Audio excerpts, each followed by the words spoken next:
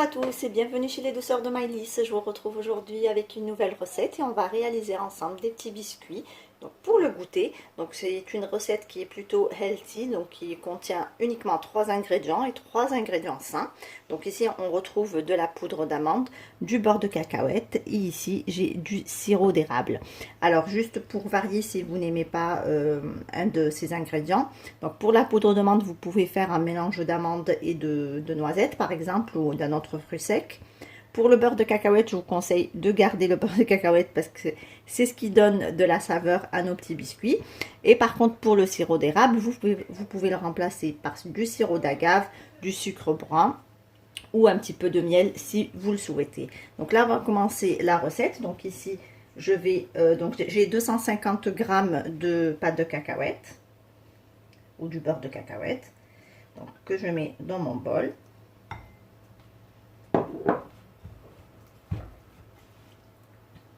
Je vais rajouter ma poudre d'amande. Ici, j'ai 125 g de poudre d'amande.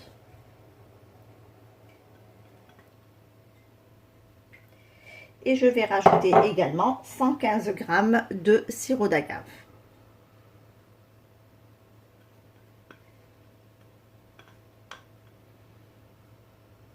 Voilà.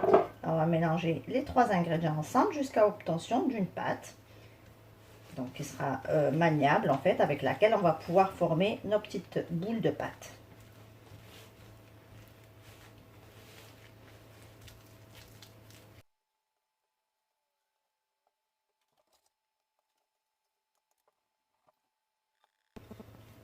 Voilà, une fois qu'on a mélangé nos 3 ingrédients ensemble, on va laisser prendre notre pâte 30 minutes au frais. Donc pour que mes ingrédients absorbent, donc la poudre d'amande absorbe bien les liquides et sera du coup beaucoup plus maniable. On pourra donc réaliser nos boules de pâte sans que la pâte nous colle aux mains. Donc on se retrouve dans quelques minutes. Alors ici, une fois qu'on a laissé reposer notre pâte, comme vous pouvez le voir, donc là elle colle moins donc aux mains. Donc là ici, moi je prends une cuillère à glace pour avoir des boules à peu près de la même grosseur. Donc à peu près des boules qui font entre 20 et 24 grammes, voilà, comme ceci. Et vous les disposez donc sur une plaque du four recouverte de papier de sulfurisé. Voilà, et vous continuez ainsi avec le reste de la pâte. Donc là, normalement, vous allez obtenir à peu près une vingtaine de biscuits.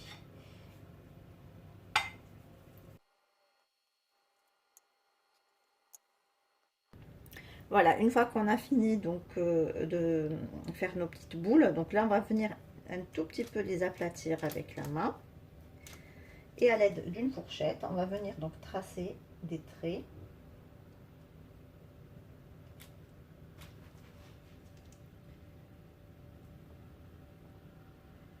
comme ceci. Puis après on n'hésite pas à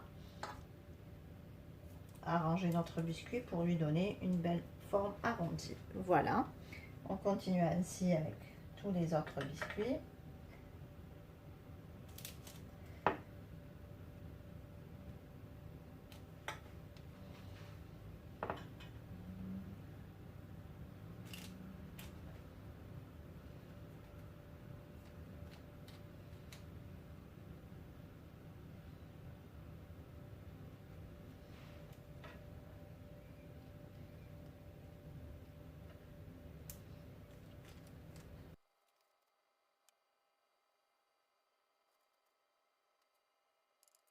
Là, une fois qu'on a fini de façonner tous nos biscuits, on va les enfourner pour 10 à 15 minutes, pas plus, à 180 degrés.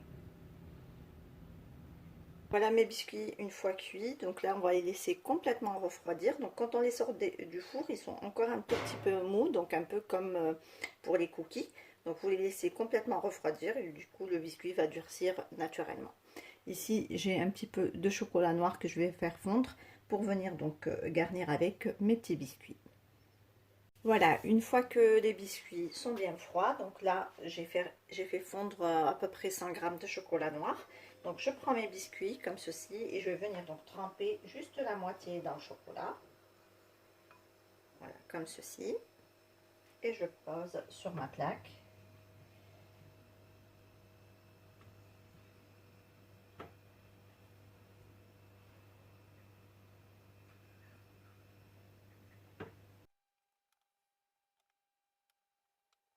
Voilà, ici pour rappeler donc l'ingrédient principal de notre recette qui est donc le beurre de cacahuète. Là j'ai des cacahuètes grillées concassées. Je vais venir un petit peu saupoudrer mes biscuits avec.